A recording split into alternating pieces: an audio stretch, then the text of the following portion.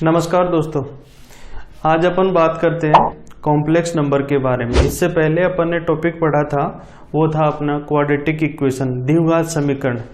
द्विघात समीकरण के बारे में मैंने आपको टॉपिक करवा दिया। अब अगला टॉपिक अपन लेते हैं जो है अपना कॉम्प्लेक्स नंबर, सम्मिश्र संख्याएं। देखिए कॉम्प्लेक्स नंबर से पहले अपन natural number, whole number, integer number, rational number, irrational number, real number, ये क्या होते हैं इनके बारे में अपने को थोड़ा सा पता होना चाहिए। तो देखो, सबसे पहले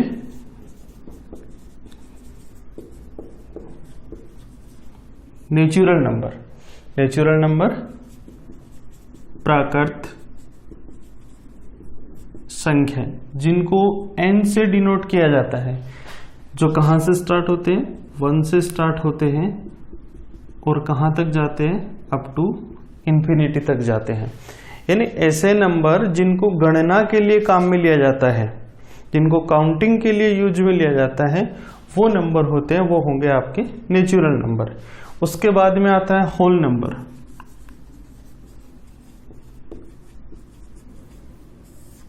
पूर्ण संख्या। नेचुरल नंबर के अंदर 0 अगर ऐड कर देते हैं तो ये नंबर आपके हो जाएंगे होल नंबर, जिनको W से डिनोट किया जाता है, जो होंगे 0, 1, 2 और ये कहां तक जाएंगे, अप टू इंफिनिटी तक जाएंगे। इसके बाद में आता है इंटीजर नंबर।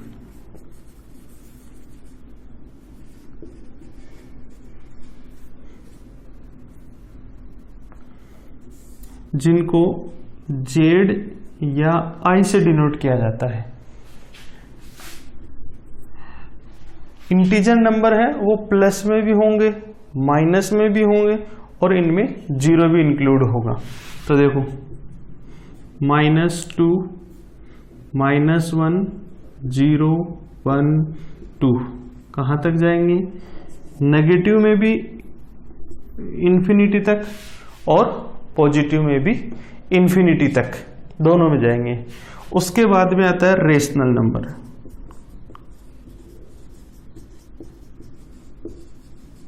जिसको अपन बोलते हैं परिमेय संख्याएं।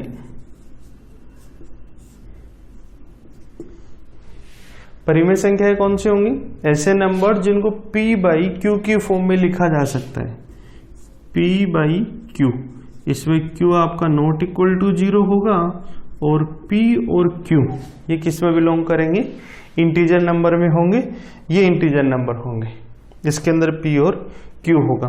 जो नंबर रेशनल नंबर नहीं होंगे वो किस में आ जाएंगे, फिर इर्रेशनल नंबर में।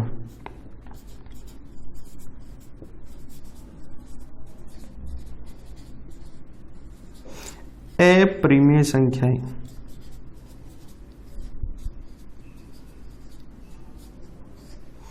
इरेशनल नंबर क्या होंगे, जो P/Q की फॉर्म में नहीं लिखे जा सके, इसमें आ जाएंगे आपके, जैसे पाई है, E है। ऐसे जो नंबर होंगे जिनको अपन P/Q की फॉर्म में नहीं लिख सकते हैं, वो आपके इरेशनल नंबर होंगे, और जिनको P/Q की फॉर्म में लिख सकते हैं वो रेशनल नंबर होंगे। इसमें देखो जैसे 2 हो गया, 1.72 हो गया, 22/7 हो गया। ध्यान रखना, पाई है वो इरेशनल नंबर है, लेकिन 22/7 है वो आपका रेशनल नंबर होगा, परिमेय संख्याएं होगी। उसके बाद में आता है रियल नंबर।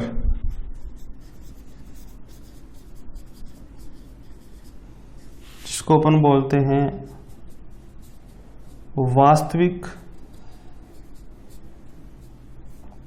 संख्याएं। वास्तविक संख्या क्या होगी, रेशनल और इरेशनल नंबर दोनों का जो मिक्स होगा उसको अपन बोलते हैं रियल नंबर, वास्तविक संख्याएं। यानी रेशनल और इरेशनल दोनों नंबर होंगे, उसको अपन क्या बोलते हैं, रियल नंबर। यानी सारे नंबर ये जो होंगे वो किसके अंदर आ जाएंगे, रियल नंबर के अंदर आ जाएंगे। तो देखो अपन इसको ऐसे भी लिख सकते हैं,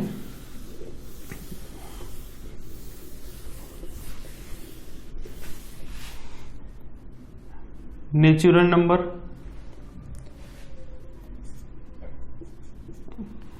फिर नेचुरल नंबर किस में रहता है? होल नंबर में। होल नंबर किस में आ जाते हैं? सारे के सारे इंटीजर नंबर। इंटीजर नंबर किस में आ जाते हैं? Rational number. और रेशनल नंबर किस में आ जाते हैं? रियल नंबर में। रेशनल नंबर को क्यू से डिनोट किया जाता है। रेशनल नंबर को किससे डिनोट करते हैं? क्यू से डिनोट करते हैं। उसके बाद में आता है इमेजिनरी नंबर।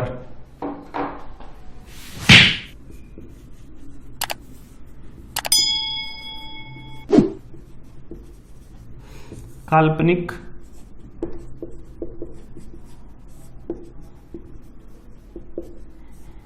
संख्या। इमेजिनरी नंबर क्या होगा? एक इक्वेशन है x² + 1 = 0। इस समीकरण के जो भी हल होंगे, सॉल्यूशन होंगे, वो नंबर कैसे होंगे? काल्पनिक नंबर होंगे। अपन यूं कह सकते हैं कि नेगेटिव नंबर्स का स्क्वायर रूट इमेजिनरी नंबर होता है। जैसे नेगेटिव में कोई भी नंबर ले लो, 5 ले लिया,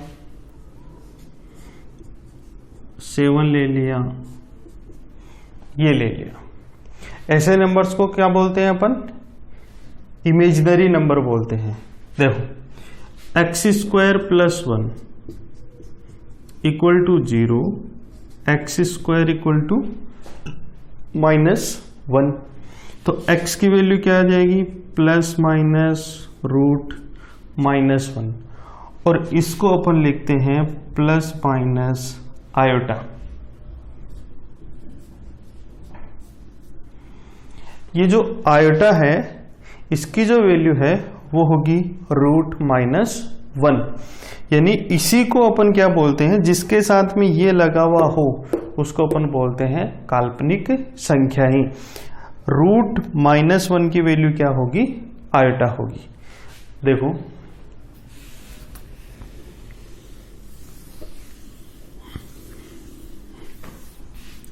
रूट में -1, इसको अपन क्या लिखते हैं? आयोटा से डिनोट करते हैं। दोनों साइड इसका अगर मैं स्क्वायर कर दूं तो आयोटा स्क्वायर की वैल्यू क्या हो जाएगी? -1 हो जाएगी। इसको दोनों साइड आयोटा से मल्टीप्लाई करें तो आयोटा क्यूब की वैल्यू क्या हो जाएगी? -आयोटा हो जाएगी। और इसका स्क्वायर करें तो आयोटा 4 की वैल्यू क्या हो जाएगी? 1 हो जाएगी। ये चारों आपको याद रखने हैं। रूट में -1 आयोटा, आयोटा का स्क्वायर -1, आयोटा का क्यूब -आयोटा, आयोटा की पावर 4 1। अगर आपसे ऐसे पूछा जाए कि आयोटा की पावर 4n, n यहाँ पे इंटीजर है तो इसकी वैल्यू हमेशा क्या होगी? 1 होगी। आयोटा की पावर 4n + 1 कर दे तो इसकी वैल्यू क्या हो जाएगी? आयोटा हो जाएगी। आयोटा की पावर 4n + 2 कर दे, इसकी वैल्यू क्या हो जाएगी? -1 हो जाएगी। आयोटा की पावर 4n + 3 कर दे, इसकी वैल्यू क्या हो जाएगी? -आयोटा हो जाएगी। ये इसकी वैल्यूज है। अब इसके ऊपर क्वेश्चन पूछ लिया जाता है आपसे कई बार, सीधा सीधा क्वेश्चन पूछा जाता है। जैसे मान लो उसने सीधे दिया आयोटा की पावर 4n प्लस आयोटा की पावर 4n + 1 प्लस आयोटा की पावर 4n + 2 प्लस आयोटा की पावर 4n + 3, इसकी वैल्यू क्या होगी? तो देखो आयोटा की पावर 4n को अगर अपन कॉमन ले तो 1 plus iota square plus iota cube, इसको अपन लिख सकते हैं आयोटा की पावर 4n, यहाँ पे 1 प्लस आयोटा, ये आयोटा स्क्वायर क्या बताया मैंने आपको? -1, तो ये हो जाएगा -1 और माइनस आयोटा, आयोटा क्यूब की वैल्यू क्या होगी? ये तो इससे कट गया, ये इससे कट। आप एग्जाम के लिए सीधा सीधा याद रख लेना कि 1 plus iota square plus iota cube की वैल्यू हमेशा ही क्या होती है? 0 होती है। किसकी value? 1 plus iota square plus iota cube, क्या होगी इसकी वैल्यू? 0 हो जाएगी। अब देखो, आपसे एग्जाम में क्वेश्चन पूछता है कि आयोटा की पावर, जैसे क्वेश्चन लिख दिया उसने, आयोटा की पावर 50 प्लस 1 अपॉन आयोटा की पावर 51, इसकी वैल्यू क्या होगी? दूसरा क्वेश्चन दे दिया, आयोटा की पावर 52, आयोटा की पावर 73, आयोटा की पावर 58 और आयोटा की पावर 101, इनकी वैल्यूज क्या होगी ये आपसे पूछें। तो देखो कुछ नहीं, आप एक नोट है वो याद कर लेना, आयोटा की पावर n, आयोटा की पावर n, इसकी वैल्यू क्या होगी? -1 की पावर n/2 -1 की पावर n-1/2 आयोटा। ये कब होगा? जब n आपका क्या हो? इवन हो, n सम है, और ये होगा n इज ओड, n क्या हो? विषम। एग्जाम में सीधा सीधा क्वेश्चन पूछा जाएगा, ये नोट आप याद रखना। आयोटा की पावर n क्या होगा? -1 की पावर n/2 -1 की पावर n-1/2 आयोटा। कब? जब n आपका क्या हो? इवन हो। ये कब होगा? जब n आपका ओड हो, यानी सम संख्याएं हो तो -1 के ऊपर पावर 1/n/2 कर देना, और अगर विषम संख्याएं हो तो n-1/2 की पावर आयोटा कर देना। क्योंकि आयोटा के ऊपर पावर कुछ भी लगाओ आप, आयोटा के ऊपर पावर कुछ भी लगाओ, उसकी वैल्यू क्या क्या हो सकती है? उसकी वैल्यू या तो 1 होगी, या -1 होगी, या आयोटा होगी, या फिर माइनस आयोटा होगी। ये 4 वैल्यू जी होंगे। आयोटा के ऊपर कितनी भी पावर लगा लो आप, फाइनाइट नंबर में जो भी आप पावर लगाओगे, 1 -1 आयोटा माइनस आयोटा, इनके अलावा कोई वैल्यू नहीं होगी। यही 4 वैल्यूज है जो इसकी होगी। और इन चारों में भी ये मैंने बता दिया, -1 की पावर n/2 इवन में लगा देना, और ओड में क्या लगा दोगे? -1 n-1/2 इंटू में क्या आ जाएगा? आयोटा आ जाएगा। अब देखो अपना ये क्वेश्चन है, सिंपल सा क्वेश्चन है। यहाँ पे देखो आयोटा की पावर 50 क्या है आपका? इवन है। -1 की पावर कितनी हो जाएगी? n/2। इसका मतलब आयोटा की पावर कितनी हो जाएगी? 25। अब सॉरी, -1 की पावर कितनी हो जाएगी? 25 हो जाएगी, प्लस 1 अपॉन, यहाँ आयोटा की पावर कितनी है? 51 ओड है या इवन है? ओड है। विषम संख्या है तो क्या जाएगा? -1 की पावर n-1/2, 51 में -1 50/2 25, यानी -1 की पावर कितनी हो जाएगी? 25, और इंटू में क्या आएगा? आयोटा आएगा। अब देखो -1 की पावर 25 -1 आएगा, प्लस में 1 अपॉन क्या हो जाएगा? माइनस आयोटा हो जाएगा। अब इसको ऊपर नीचे आयोटा से क्या कर लो? मल्टीप्लाई कर लो, तो क्या हो जाएगा? -1 प्लस ऊपर तो आयोटा आ गया, नीचे माइनस आयोटा स्क्वायर, जो क्या हो जाएगा? +1 +1, तो इसकी वैल्यू क्या हो जाएगी? -1 प्लस आयोटा हो जाएगी। अब आता है कॉम्प्लेक्स नंबर।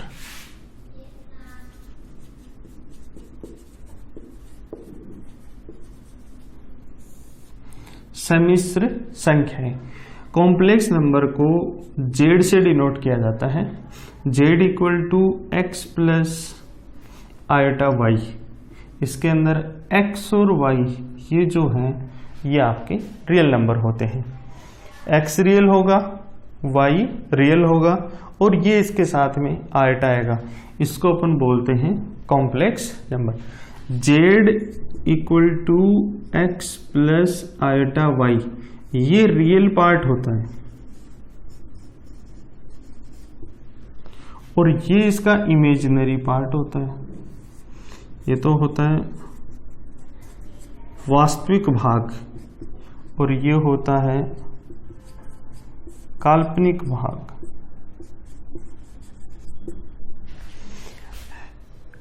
रियल पार्ट को रियल जेड ऐसे लिखते हैं, इमेजिनरी पार्ट को इमेजिनरी ऑफ जेड से डिनोट करते हैं।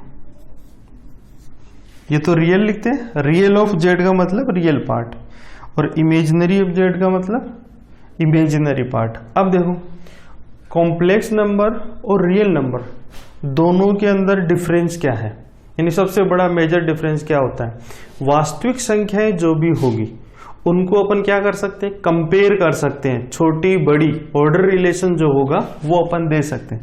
जैसे ये है 25 और ये है 36। इसमें आप ये बता सकते हो कि कौन सा बड़ा है कौन सा छोटा है, यानी अपन ये साइन लगा दें तो ये सही है।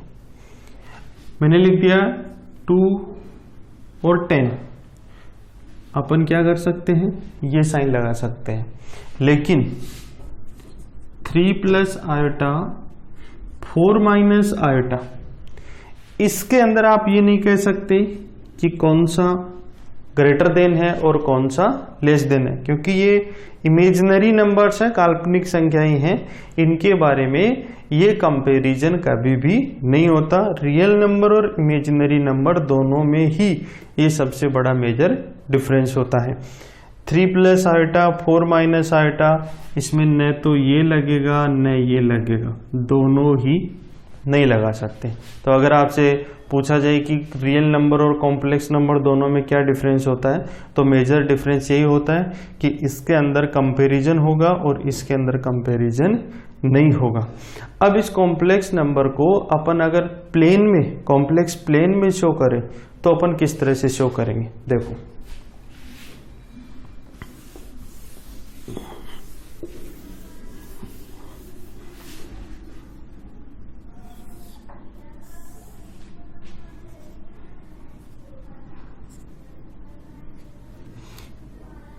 ये अपनी एक्स एक्सिस है जिसको अपन रियल एक्सिस बोलेंगे, और ये अपनी इमेजिनरी एक्सिस बोलेंगे।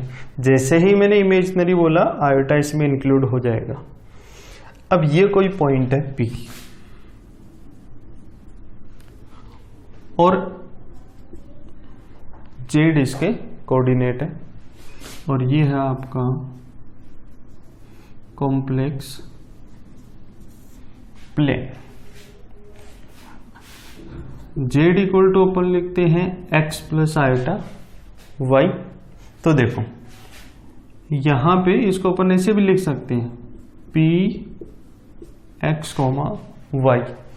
इसका मतलब ये वाला जो परपेंडिकुलर होगा, जो लंब होगा, इसकी वैल्यू तो क्या होगी, y होगी। ये डिस्टेंस कितनी होगी, x होगी। इस पॉइंट को मैं A नाम दे देता हूं और ये अपना ओरिजिन मूल बिंदु है। देखो